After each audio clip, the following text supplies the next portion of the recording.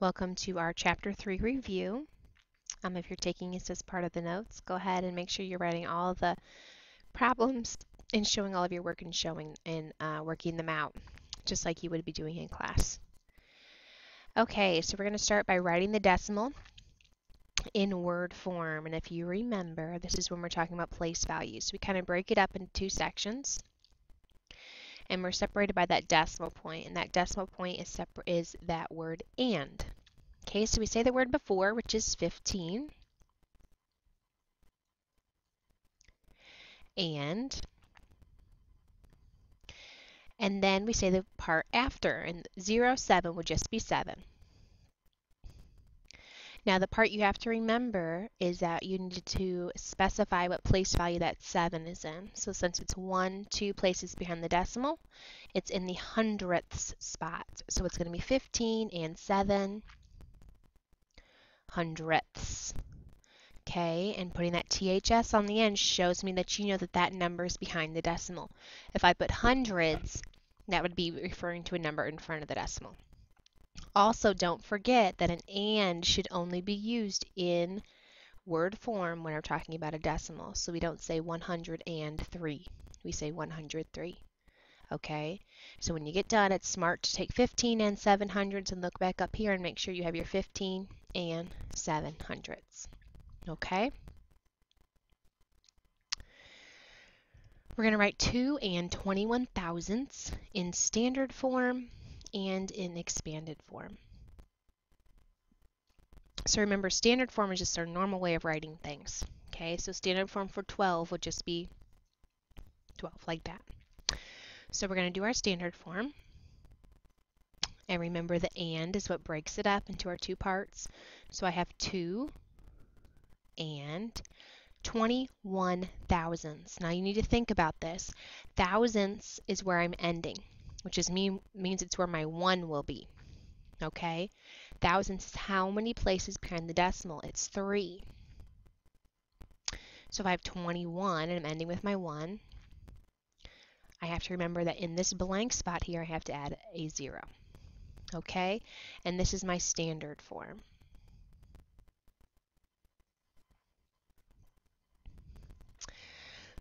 For expanded form, I'm using my place value. So remember, the first part of your expanded form is the digit. So I have 2 times the place value, and this is in the ones place, plus, and we don't have to worry about zeros, 2 times 100th, so it should be 0.01, plus, my digit again is 1 times, and that's in the thousandths spot, so times 1,000th. Okay, you get to use your notes. We wrote all of the extended form, standard form, word form in your notebook, so make sure you're taking advantage of that on your test. Okay, now we're going to compare. If you remember, when we compare, we line up decimal points. And the whole point of lining up your decimal points is so that I can compare place values. Okay, so for this first number, I'm going to add a 0 because I don't have one there. You'll notice that all of the numbers are the same, which means that 2 and 3 hundredths is the same thing as 2 and 30 thousandths. They are equal. Okay, for B, I'm going to do the same thing and line up my decimals. Okay, I have 7 and 7, it's the same. 9 and 9 is the same. Then I have a 6 and a 0. So 6 hundredths is going to be bigger than 0 hundredths. So that is the larger number, meaning that 7 and 960 thousandths is greater than 7 and 906 thousandths.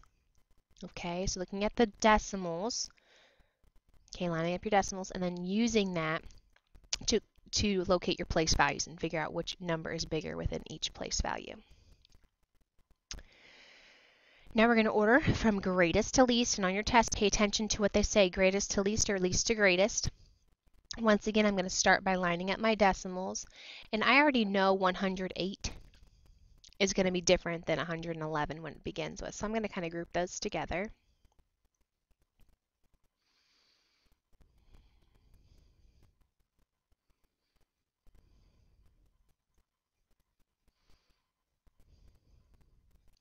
And I'm going largest number first. So you can either go largest number first or you can work backwards. Okay, I always like to work backwards.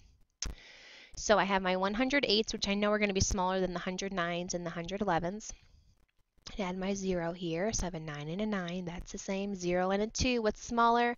0. Okay, so my smallest number will be 108 and 9/10. And my second smallest will be 108 and 92/100. Now I have 111s and 109 left. Well, I know 109, no matter what the decimals afterwards, are going to be smaller than 111. Okay, so now I'm comparing my 111s.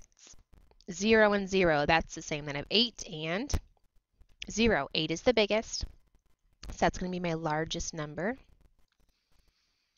Okay, and then I have 111 as my second largest.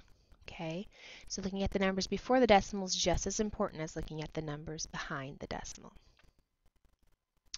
Okay, we're going to round each decimal to the indicated place value. So when we do this, we start off by just underlining the place value. So the tenths spot is the 3. The thousandths spot is this second 5. And we look behind. If it's 5 or greater, we add 1. If it's 4 or less, we keep it the same. So since it's a 5, I'm going to add 1 to the 3. So it's going to be 27 and 4 tenths, and we end at tenths. Okay? For my thousandths, I look behind and it's a 6. So I'm going to add 1 as well. And I get 3 and 456 thousandths. And you're not including those numbers behind that underlined number. Okay, because that's not part of that's not ending in the thousands that way. We're not going to add zeros on the end. We don't want to do that. We're just marking them off. Okay, so that's rounding. So 5 and above, you add 1. 4 and below, you keep that underlined number the same. Okay, we're going to estimate by rounding. And remember, when you estimate by rounding, you're rounding to the nearest whole number or to the ones column. Okay. So I'm going to underline my ones column. And if I have a 2, I know that 8 is going to stay the same, so this is going to be 38 plus. I have an 8, so I'm going to add 1 to the underlined number. So this becomes 12. Add them together and you get 50. And that's your solution. So the whole point of rounding is to make it a little bit easier to add together. Okay, so once again, you're going to round to the nearest whole number. And this is in your notes, which you get to use to make sure you're, once again, keeping track of that information. Now we're going to estimate using front-end estimation. And when we use front-end estimation, you keep the front number, and everything else turns to a 0. So I would keep 7, 70, and if I want to add zeros behind, that's fine. Keep my 2. Okay, so front is the key word here. And then I'm just going to subtract. And my answer is 50. So front end is pretty weird, but remember we just keep that front number the same, and everything else just cancels out, just ends up being zeros, and then you subtract or add. Clustering. When you are doing a cluster, you're changing all of these numbers to the closest whole number. So if it's a whole number, I know I'm going to be changing or looking at the ones column in this case. So if it's a 7, this would round up to 7. If it's a 0, the 7 would stay the same. If it's a 6, this would round up to 7. So I have 7 plus 7 plus 7, or 7 times 3, because there are 3 7s, and my answer would be 21. So clustering is when you change them all to the same whole number. It has to be the same, because the numbers are clustered together in a very close, set of numbers. All right. Now we're to just normal adding. And for normal adding, we know that we're just going to line up our decimal places. Okay. And we line up our decimal places and you drop the decimal down and add like normal. So 8 plus 5 is 13. Carry the 1. 4 plus 2 is 6 plus 1 is 7. 3 plus 1 is 4. and 4 plus 3 is 7. So my answer is 74 and 73 hundredths. Okay, so normal addition, make sure you line up the decimals, then drop that decimal down. Same thing for subtraction. I'm going to line up my decimals here.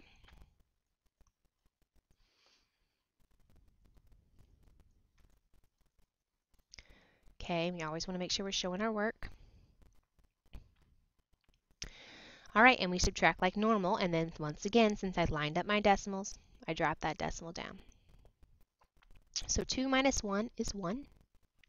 I can't take 0 minus 2, so I borrow from the 8 and make it a 7, and this becomes 10. So 10 minus 2 is 8.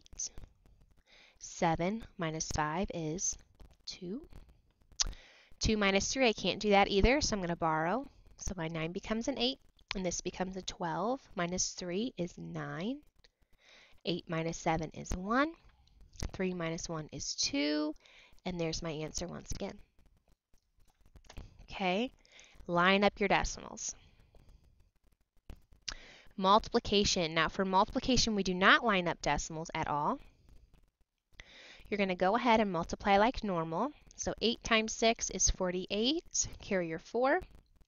6 times 7 is 42 plus 4 excuse me, is 46.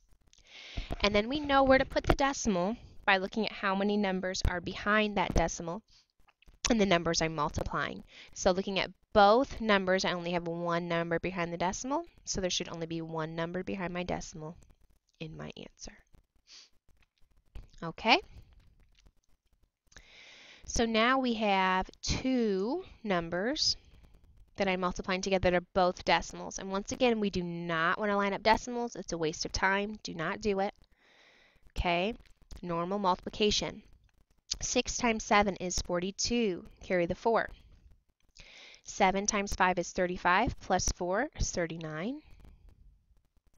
7 times 4 is 28 plus 3 is 31. Go to your next line here. Get rid of these guys.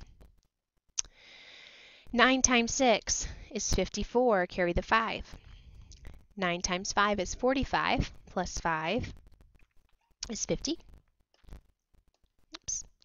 And 9 times 4 is 36 plus 5, that would be 41. Okay, so I'm going to add these together.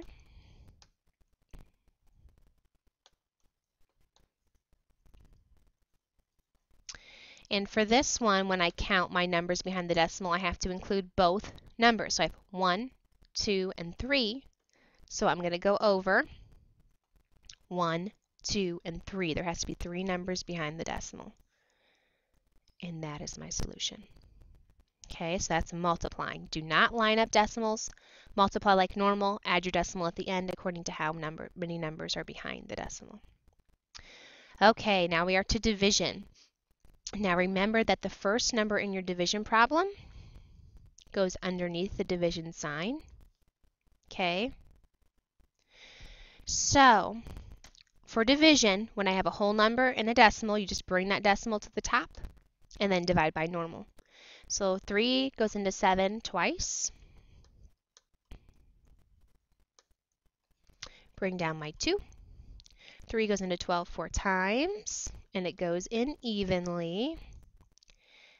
Oh my goodness, my pen's going crazy. And then bring down my 0, and 3 goes into 0 0 times. So your answer is 2 and 40 hundredths. So once again, the first number goes underneath. Okay, decimal goes straight to the top, and then do normal division. For these, you need to make sure that the second number is a whole number. So what I'm going to have to do is I'm going to have to move this over one place. And if I move that decimal over one place, I have to move this decimal over one place to keep it consistent. So it's going to be 82 on the outside divided by 360 and 8/10. After that, you just bring the decimal to the top and divide like normal. So 82 goes into 364 times, and that gives me 328. I'm going to subtract. I get 2 and 3, and then I'm going to bring down my 8 again, and I got lucky, and it goes into it 4 times again. and that is my answer, 4 4/10.